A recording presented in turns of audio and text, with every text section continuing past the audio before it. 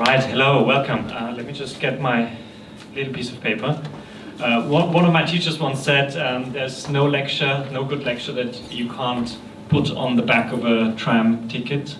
Luckily, online check-in printouts are a bit larger than Viennese tram tickets, so I hope I can entertain you for at least half an hour. First of all, thank you so much to Farah and Isra for organizing this lovely festival. Thank you for staying put. Thank you for bringing me to this lovely city. I'm having a great time. Yeah, very impressive what you've done, and I hope you'll have many more years of film art design. Also, my sincere thanks go out to the Austrian Cultural Forum for hosting me here. I've had a super warm welcome and a great time. The whole team has been really welcoming and introducing me to Cairo just as well as introducing Cairo, I think, to a bit of Austrian culture. So that's great. As was mentioned, I'm Gabriel Roland, the director of Vienna Design Week, and over the following couple of minutes I'll have the chance to quickly introduce you to, how do I get to the next slide?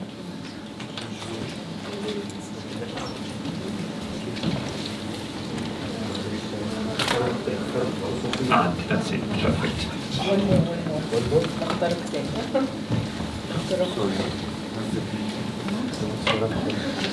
Great. Have the quick chance to introduce you to Vienna Design Week, Design Festival in Vienna, under a certain angle, and the angle is how can a design festival that's not in its second edition, but in its 16th edition, how can it stay interesting every year, year after year? So it's going to be a bit about how to do the same things in different ways and different things in the same way, which might make sense when I've finished. Bear with me. So 16 years ago, Vienna Design Week was founded with, out of the design scene in Vienna, with the interest to create a platform that shows all the stuff that's being done in Vienna and connect these local potentials with an international audience and also with international collaborators. It's been, from the start, and multidisciplinary over the whole design sector, wide-ranging initiative. It was always meant to be curated, independent, non-profit, with an international scope, and an event that kind of takes in as many different approaches as the design scene has to offer. And it's still that way. We're still like a small non-profit association. Even in when after the festival grew to about 200 events per year. This is pre-corona, but we're growing again. But in 2019 we had around 40,000 visitors at 10 days during autumn. But how do we keep something that we've been doing for almost 20 years? How can we convince people to come again and again and again? If we're just, we only have so many ingredients in the kitchen. It's a design festival. There are so many approaches to design. How can we recombine these things so to keep people interested and not become, a furniture fair where, here's our new chair. This year it's green. Last year it was red. So how can we actually tell a meaningful story about what people can do with the tools of design?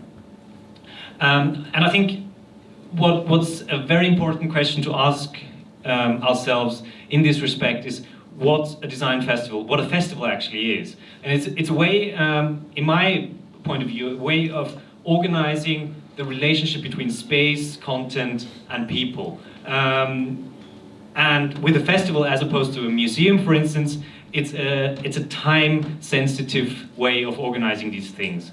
So, for instance, here the space would be this lovely cinema, the content, well, I'm the content, and you're the people that Film My Design has brought, you know, us in a relationship so that we can have a chat about how design festivals work. And since a festival, you know, Film My Design is a couple of days long, Vienna Design is 10 days long, so you create a certain concentration, you create a moment where you have to be there at that point in time. You can't go there 2 weeks later, it's gone, it's over, so it's very ephemeral, and that I think is also important for festivals. So the way, and you know, I should say this beforehand, this is something that we've done in Vienna. It has worked in Vienna, some people might argue, but of course this is not a recipe that you can just apply to anywhere, and I think it will become clear that a lot of the things are very specific to the place they are happening. So, but still there might be a certain element of inspiration, a certain element of general truth in there, if I may say so myself. So what I'm going to talk about in the next couple of slides is how Vienna Design Week has created a fixed framework that is staying constant over the years and fill that with changing content. So that our visitors and our exhibitors and collaborators have a certain way of orienting themselves, but also how we push them to do something different, how we push them to do something new, so that we you know, just keep on telling a story that's not repeating itself year after year. So one of the main things, and I've already mentioned that, is thinking about space. For Vienna Design Week, there are a couple of different aspects of space that are really relevant. And what for us is very important is that these are variables that change every year. So one of the things, and you see that behind me, this was our festival headquarters in 2019. It was an old hospital, or a hospital that had gone recently out of use, that's going to be torn down, replaced with housing. And in the year before we were somewhere else, and the year after we were somewhere else. And this is ranging from, I don't know, a Baroque palais over an old factory to a warehouse, to a school, to an old hospital, and so on and so forth, to an old bank. So each year we are faced and challenged with a new location, and we have to somehow build our program around that. So this is a huge inspiration, and it's a new challenge every year. So it's very important that we cannot become sedentary. We have to stay nomadic in order to not become too comfortable with ourselves.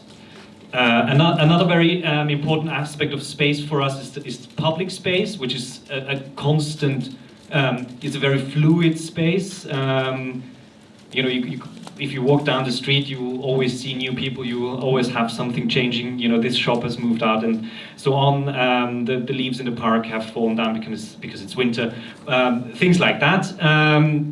So in this fluid space, I think it's very important for us to work as a design festival in order to show that design is not something that's happening behind the shiny windows of an expensive furniture store, but something that's actually happening where people are. And so this is also a place that is constantly changing with every festival edition. The public space is an important factor. And the third place, in a wider sense, I would like to mention is that each year we have a different guest country, often where we take input from another country and we try to link up. Here you see the guest country that we had in 2020, which was Switzerland. The year before it was Finland, and the year before it was Poland.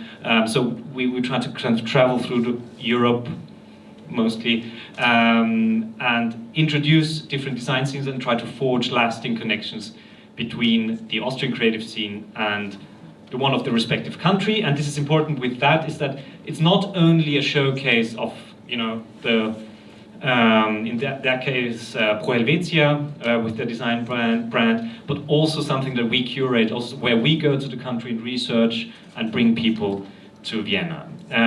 So those are the three places. And kind of what I'm kind of the arch I'm doing is like there's a certain formula with a couple of variables, and the place is one of those variables. Something that's also very important for us is to involve new people in the festival every year, and this doesn't mean inviting a different brand, doesn't mean inviting a different designer. Of course, it also means that, but crucially, it means talking to people who no one has talked about design before, who don't think that they're part of the discourse on how we lay out our material culture and our services and basically our whole society. So there's a very important format for us is our social design format, where we try to engage new audiences constantly and try to kind of shape the tools of design in a way that they can handle them and that it's empowering for them in their everyday lives, and then they suddenly understand that design is not only the expensive Italian leather sofa that feels impractical and out of their world, but it's actually something that can be valuable and meaningful in everyday lives. For instance, this project you see behind you is called Feuerküche, Fire Kitchen by Johanna Di Hio, something that we commissioned, and it was about through cooking together and through creating vessels for cooking together, it was a way to create communal settings with Viennese people and refugees who have come to Vienna, and try to just create a space where they can actually begin to talk about and get to know each other. And the starting point was a design sort of idea. Again, another example for that project from last year, where Max Scheil, a designer, gone this metro station, and he just put his installation that was engaging with mental health and how there could be a proactive approach to mental health through very playful, he called them artisans of public psyche, small machines that in a very playful way try to teach you something about mental health. And here the security guard of the metro station, he was just there, he didn't expect the design festival to happen. And he just ran into Max, and obviously, as you see, they had a great time.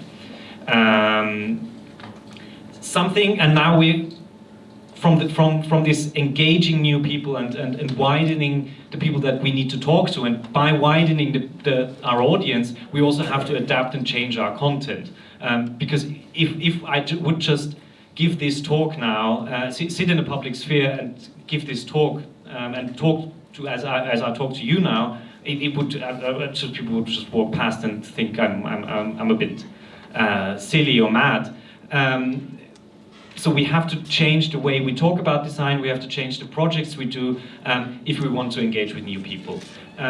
Another thing that is very important is not to do that only to the outside, but also towards the inside, and challenge our collaborators and partners and sponsors to keep on reflecting on their business model and the ways they do their things. So one of our slogans is no more business as usual. The crucial question is, why do you need a festival? Why do you need a time-sensitive framework if you do the same thing that you do all year round anyway? So as a festival, we want to be a space where people do something that they wouldn't normally do, where they invite someone who is outside of their comfort zone, where they try something out where they don't know whether it's going to work, but the result, whether it's a failure or a success, should be interesting.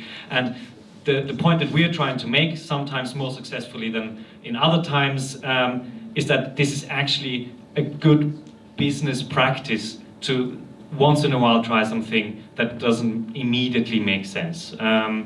So what you see there is, for instance, a bathroom ceramics manufacturer doing an art exhibition with the highest and most incredible detail of technology, but doing things that are not usable. So, and just to find something out about themselves that they didn't know before.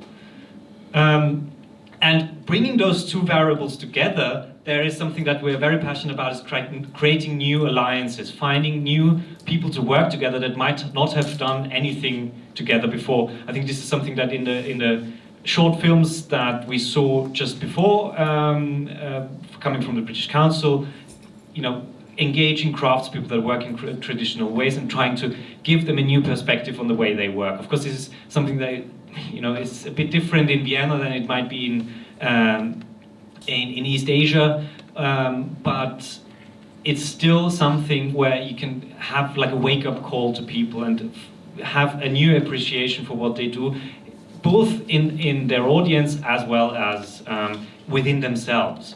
So, and this is our Passionswege, Paths of Passion format, where we commission designers to do things with craftspeople, but not a product, but a very open-ended, just exploration of whatever they're both passionate about.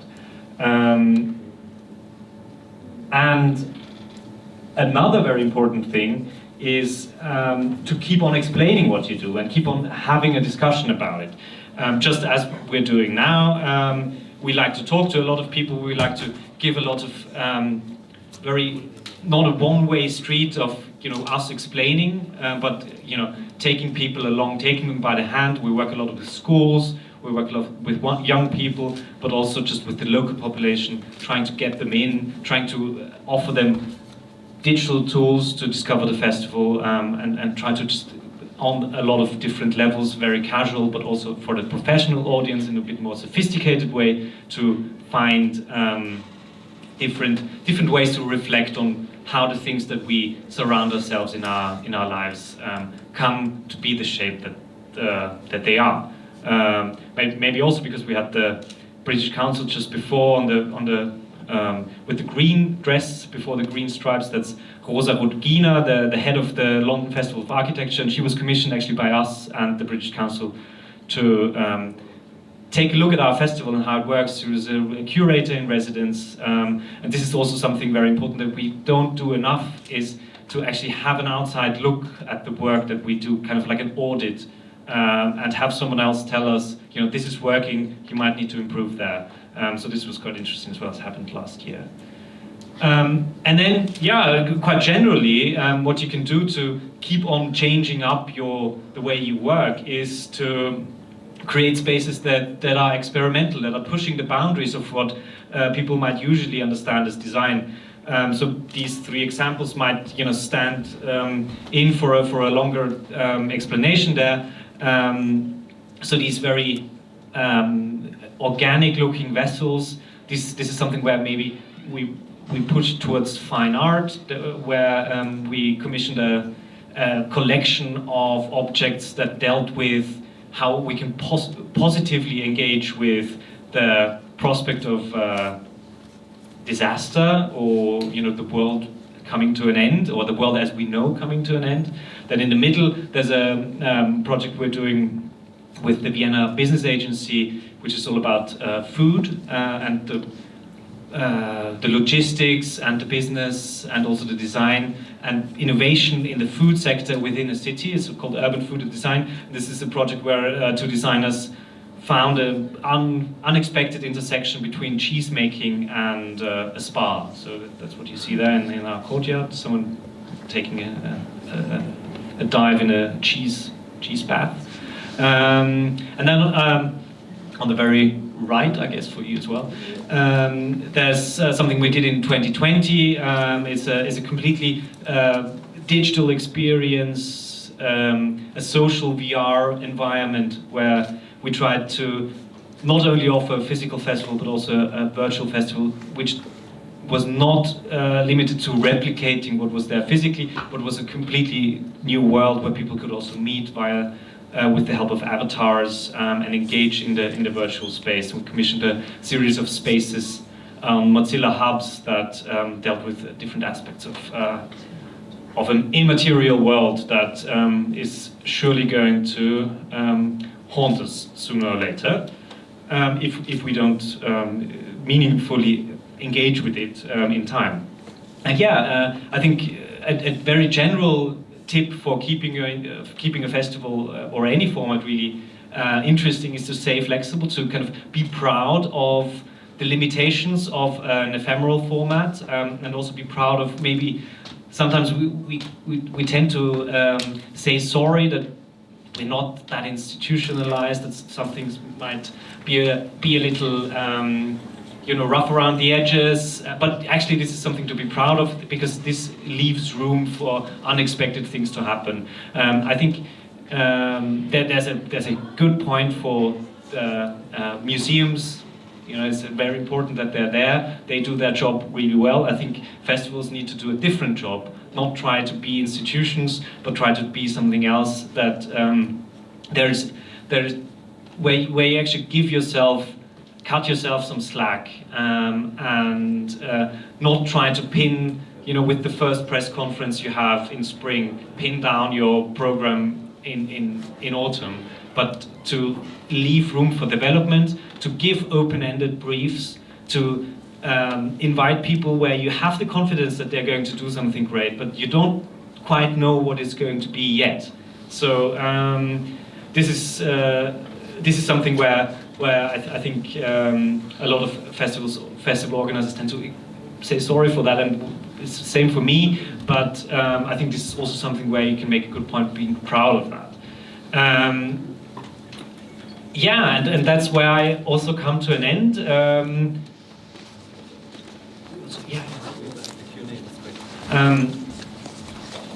This year, Vienna Design Week is going to be from not from the September 23rd to October 2nd, but from the 16th of September to the 25th of September in, as the name says, Vienna. And it would be great if we keep in touch.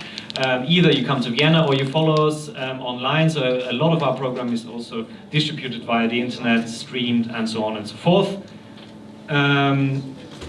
Thank you, and in case anything I said made sense to you or didn't make sense, and if you have any comments or questions, I think we still have 10 minutes left, and I'd be more than happy to share more insights if you have any questions or want to ask anything at all. Yeah.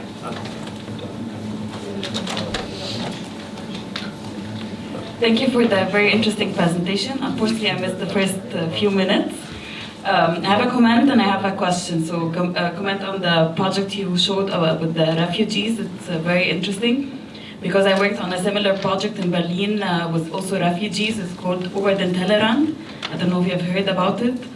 It was also how to integrate like Syrian refugees and other also refugees through cooking and eating and giving cooking classes through like sharing one table.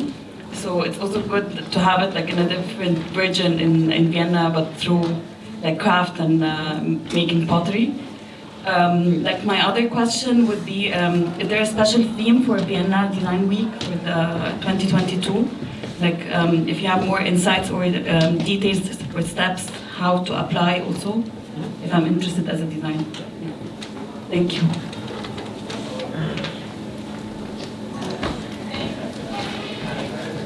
So yeah, if I'm not mistaken, actually Johanna de Heer, who did the Feuerküche project that I showed, is actually based in Berlin, but she might not still be based in Berlin, but she's definitely in Germany, so it might be it might be good to look that up. According to the theme, we usually work without a theme, which a lot of design weeks do, and it can be very interesting. Usually we go with this formula that we say, okay, there's a certain set of variables in the festival, which for instance is the main venue, the guest country, the area around the main venue, and so on and so forth. And this, without having a theme, creates an end result. That being said, if you ask about ways to apply, there are each year a set of open calls. There's one around social design. There will also again be an open call around urban food and design. There's an open call for other kinds of exhibitors. So there are different ways to engage with the festival.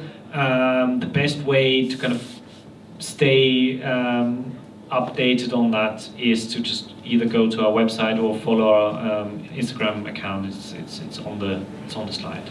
So yeah. Thank you so much, Gabriel. One of the things you've mentioned that I find very fascinating is repurposing a venue like a bank or a hospital for the festival, to host the festival. How do you go about that, logistically speaking? Because, I think the easy way is to, look for an event venue and just have the festival being hosted there. Yeah, this is something in Vienna we already joke about, because it's a bit en vogue in the cultural sector to now do temporary use, interim use things. Vienna Design was actually quite early, and so we've built a certain set of mechanisms, some of which are more helpful than others maybe. I think what is very important is that you figure out what you need and have that clearly set, or at least the direction of stuff you're looking for. For instance, for us, it's things like it needs to be a bit of a landmark, it needs to be a bit special, it needs to have large spaces, but also some smaller spaces, because it has to accommodate different kinds of exhibitors. It used to have to be able to host our opening party, which was always a bit of a tricky one. But then, and that's what you mentioned, of course it needs to have some very logistical, boring things that it needs to do. It need to be toilets, It needs to, ideally it's barrier free. Ideally, it's well connected to the public transport, and so on and so forth. And so we kind of, there are like there's like an angel and the devil on our shoulder, always saying like, do this crazy thing, go into this massive rundown warehouse. And they were like, no, a whole budget would kind of be spent on cleaning and keep getting the pigeons out. And that's, so we have to kind of balance out between the sane decision and the flashy one, because being an independent festival, of course our budget is limited, and of course we can't just completely rebuild something. But with that, I think it's important to consider not working against locations. At least the audience in Vienna is very keen on discovering new spaces, and they will have a certain tolerance for problematic things, like it's not everything is perfectly clean or whatever, but then to very strategically go in with a good designer for a signage system or a good scenography, and kind of create good corners, good views, a nice situation for the exhibitors. So I think it's good to kind of know what your resources are and to work with the location to do what you can. There's also the other approach, to just do nothing and leave it as it is, and just do minimal things and leave everything else to the exhibitors. This is not our approach. I mean, it's also a valid approach, and the other approach would be to just throw whatever you have at kind of completely building something into an existing location, which my opinion is not sustainable and not sensible to do for 10 days. But yeah, it's an interesting one, and it's one that, of course, year after year, there's a certain tendency to say like, oh, why don't we settle down? Why don't it worked so well there? Why don't we keep doing it there? But you have to resist that. At least in we have to resist that. Because I think it would kind of take away a part of the soul of the festival, and yeah. So actually, this having to push and having to find these solutions is something that defines the festival and our work and our kind of coming to terms with what we do each year.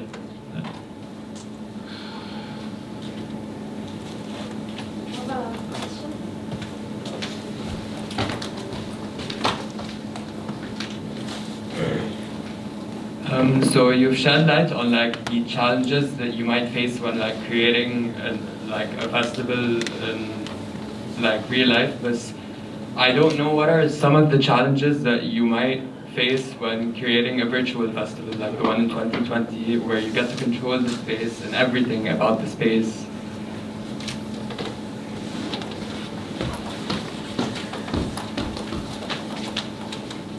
That's a very interesting question. I'm glad you asked that. It's the interesting thing in 2020 for us was that we did both a physical festival and a virtual festival, and I think by this we could kind of exemplify something that I'm deeply convinced of, and which is one of the things that I think a lot of digital creators struggle with, is that they're often seen especially in the pandemic, seen as like the emergency solution.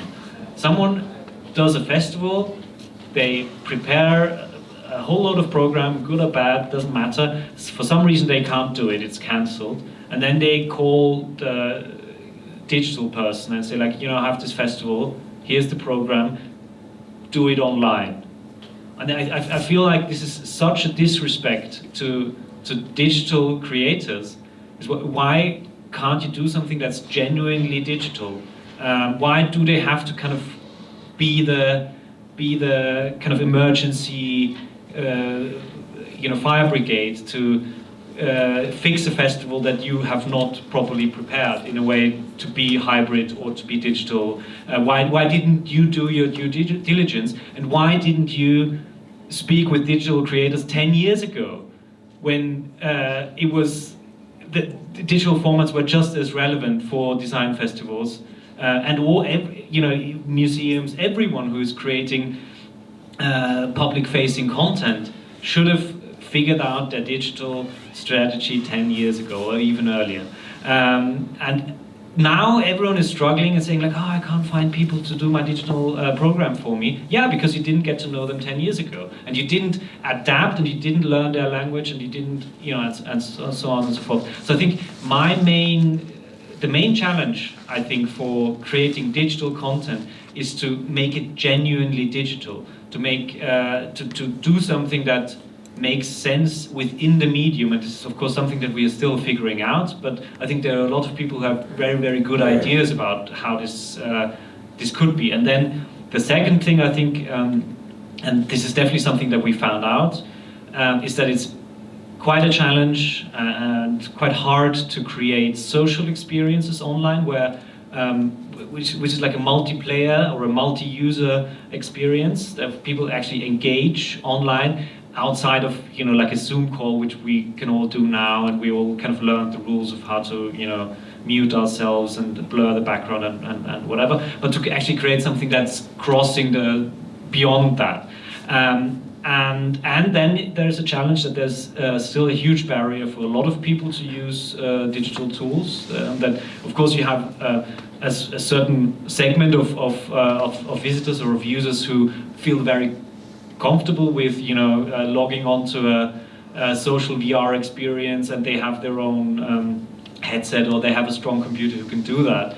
But then there's a huge portion of people who struggle to do even trivial things like I don't know any things that you're responding to the email, and this is without any without meaning any kind of, not trying to be mean to people. This is again something that we all missed out on because it wasn't that urgent, is to teach people about how to use computers. And this is not just press this button, but to be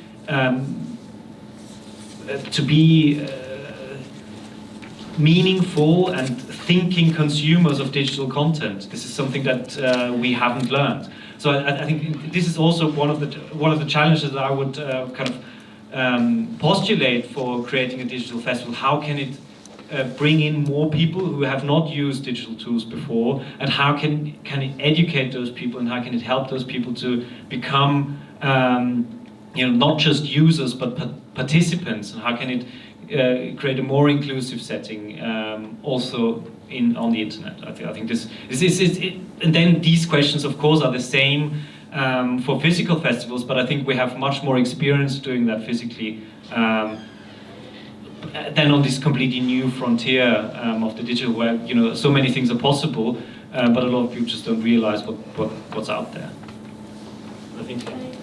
I've taken away 5 minutes of your break. Thank you so much for coming. Thank you for inviting me.